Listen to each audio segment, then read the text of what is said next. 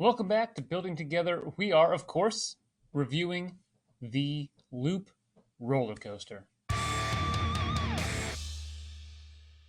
This is a massive set. Yeah. Colin, what are your impressions of it?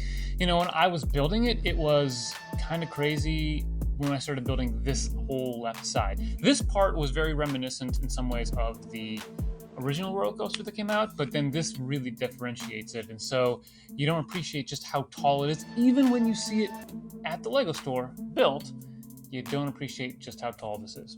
How about you? I love the color scheme of it. I really like that turquoise versus the navy blue. And then the yellow, of course, brings a lot of brightness, and I think looks good with both shades of blue. Yeah, the bright light orange is a color that's relatively recent in the palette of Lego colors and pops really well against the dark blue of the support columns and key or main color of the roller coaster.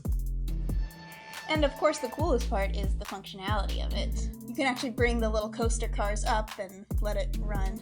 And to help demonstrate the hand crank mechanism, we're going to bring in our lovely assistant, slightly sick, Autumn Joy.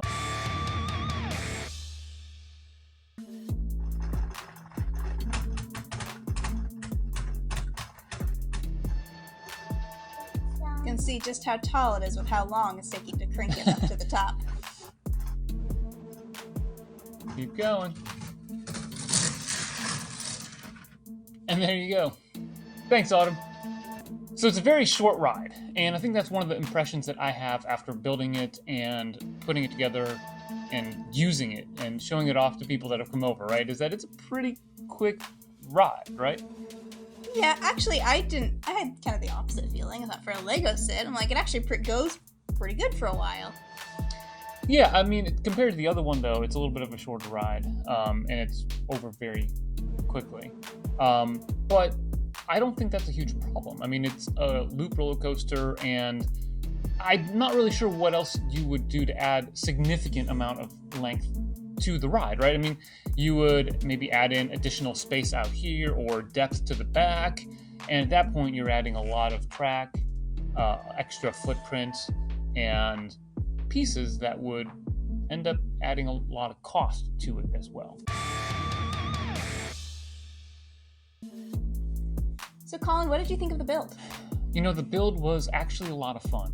And I say the word actually there because the original roller coaster was not my favorite build. When I consider the original one, it was column after column of these 2x2 round bricks, putting them and stacking them on Technic axles and connecting them with little clips. This set does a little bit of that, but not a whole lot. And so that was one nice thing about it.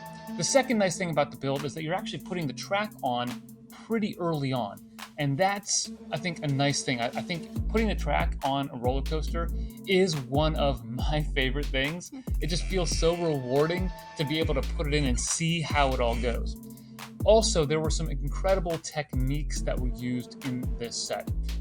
One of them is here at the top where the guests come up. And they use the roller coaster track pieces as part of the the roof. And I think that's really a fun component of the build. Another good part to the build, I think, is the tower here. And it's a little bit repetitive, but it is really neat to watch it all come together. There are some tedious elements, like for instance at the front, putting on, like 100 of these triangle tiles, over 300 track elements, the Technic track elements to build the crank mechanism. But honestly, other than that, there were some fantastic techniques up at the top. And when you think about it, there's one mechanism to control the entire set. So it's this crank right here. There are no other stops. There are no other gears. Nothing like that, like with the original roller coaster. So the thought process, the engineering of the set, the techniques, I think are actually superior to that of the original roller coaster. Touching on what you said about it being a little tedious building that it did seem like it was hard to keep track of exactly where you were, like how far down you were. And even in the instruction booklet, they couldn't picture the whole thing, so they had to cut off part of it. It's kind of like, well, how far down is this? Yeah, I would agree. And this is a set, it's 18 plus, and there are a few sets that get that rating that I don't think really deserve it. I think some maybe 16 or 14 could be able to build it. This is a set that earns its 18 plus rating in terms of building techniques and the detail with which you need to pay attention to what's going on in these instructions. And part of that is because, as Julia mentioned, they don't have room in the instruction booklet to put the entirety of this mechanism right here. So you're kind of like making sure you have to follow the piece count and all of that. Also, some of the techniques up here with the cord that you use, the cranking mechanism, all of that, if you miss one thing, the whole thing can get derailed basically. And with the Technic track elements here, they tell you a number, but I want to make clear it's actually an approximate number.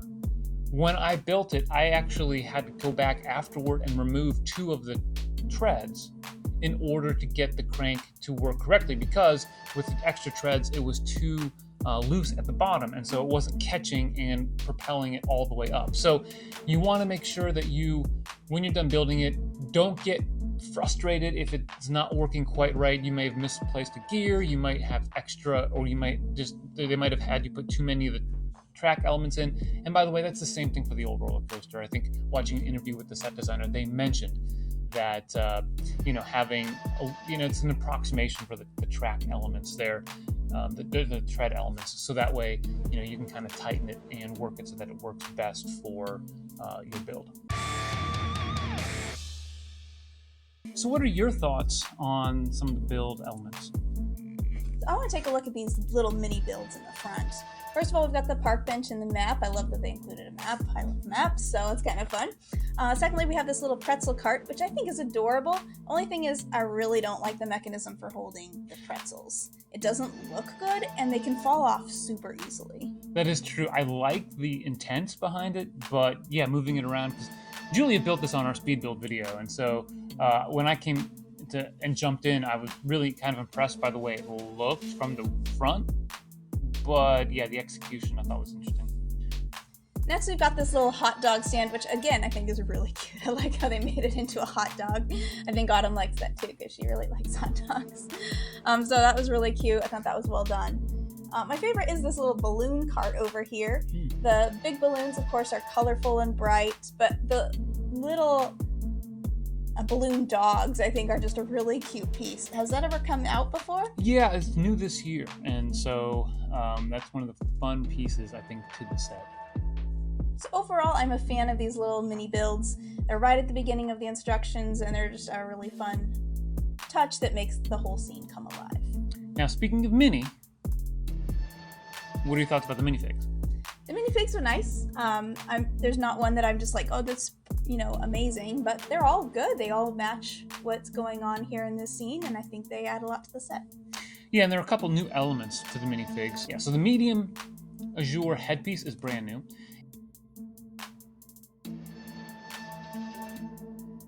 And there are a couple new face prints in the set. So they do a nice job of incorporating some new elements to it to make the minifigs fresh. And you kind of would expect that for a set that costs $400. And we'll talk about the cost a little bit later on. Okay, so what pieces are interesting to you in this set? I love pieces. I love sets that come with interesting pieces, and this set, no exception. First of all, of course, we have the bright light orange track. Of course, that's new in this color, but there are some new track elements in this set. So for instance, to get the loops here, we have some track pieces that actually rotate over. Also, at the very top, we have a curve piece. Now, in the old roller coaster, in the old sets, maybe some of the Friends roller coasters, you just have a curve, similar to what we see, here at the very front.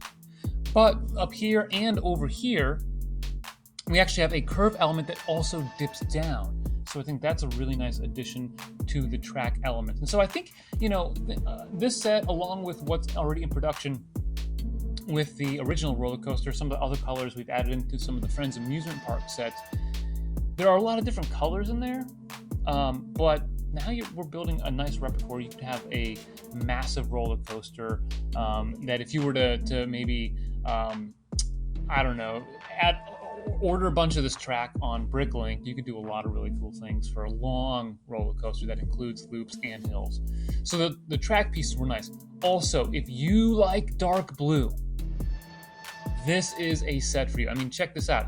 There are so many bricks. So there's a couple of hundred bricks in dark blue when you include the 2x6 bricks, even the 2x4 that have like the Technic axle holes in them. Like you can use those as normal 2x4 bricks in dark blue. So 200 of those, 200 plus plates, over 100 inverted tiles, these 2x2 inverted tiles that come on the back. Those are pieces that are relatively new to the Lego collection. You get those in dark blue, fantastic. 104 2x4 tiles in dark blue. That's a lot. I mean, it's just so much there. You also get these really cool triangle pieces in multiple colors up here. I like that. Those are new pieces, relatively new for me, and I enjoy those.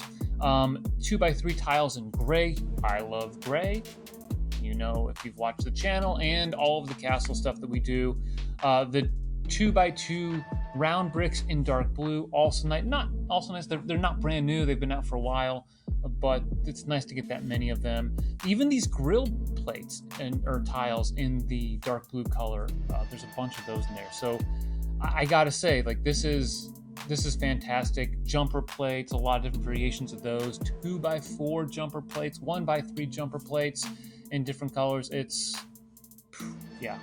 The one drawback to the pieces is that the 2x6 tiles, which came out last year, you get some of those, and you can see them right here in this medium azure color, but they're sticker.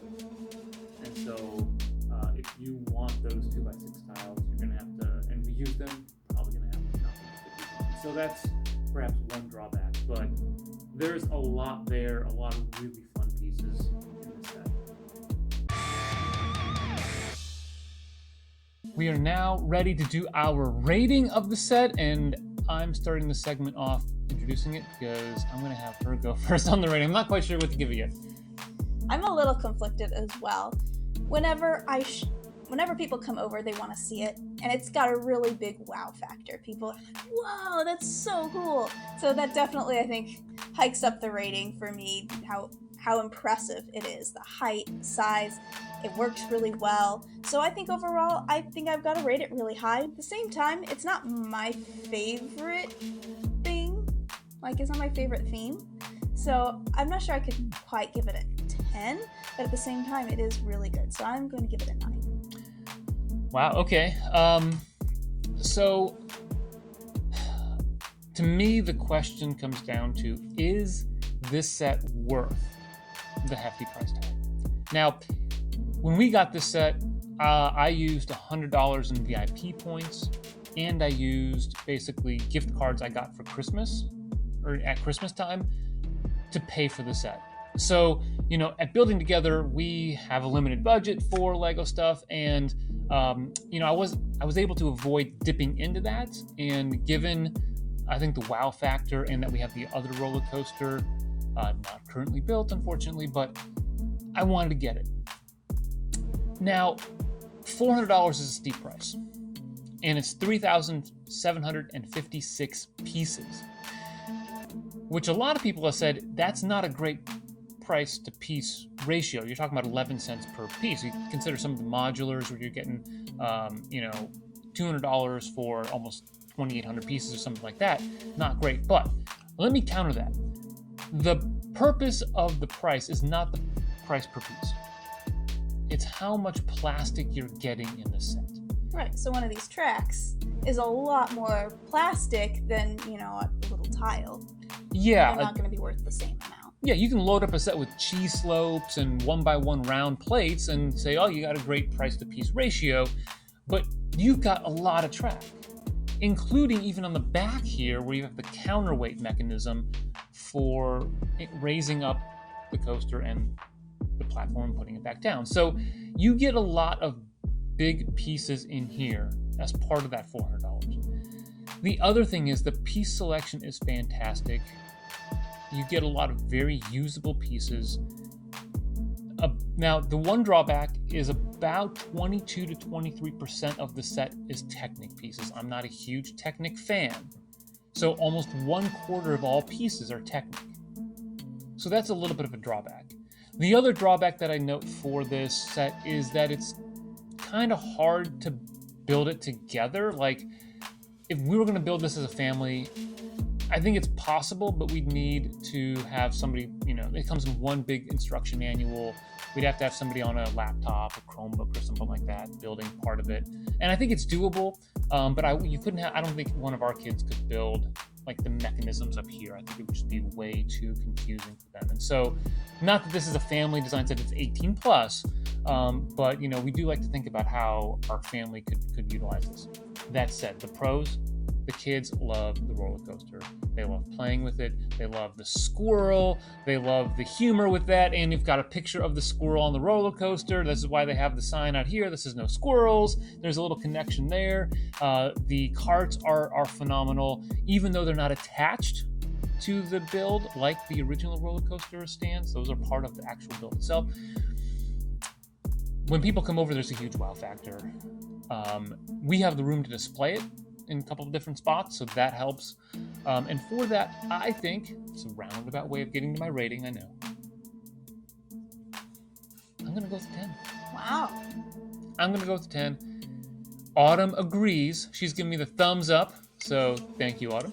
I'm going with the 10. I think it's a fantastic set. I think if you have the money, it's worth it. I think it's one of those sets that if you buy it now or while it's out and wanted to sell it at a future time, you're going to make money on that investment above and beyond inflation, because I think it's going to have a lot of demand for it over time. So multiple reasons why I give it a 10, even though it's not a perfect set from all standpoints. There are some criticisms of it. I think those criticisms are not as warranted as people make them out to be, so I'm going to go with 10.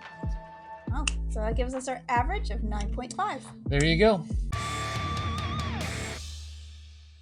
All right, so thank you all for watching and paying attention in this review. There are other reviews out there, so we wanted to catch some of the highlights that we thought were important, and I hope that you enjoyed our wisdom. Please like this video, subscribe, ring the bell, and always remember, keep building together.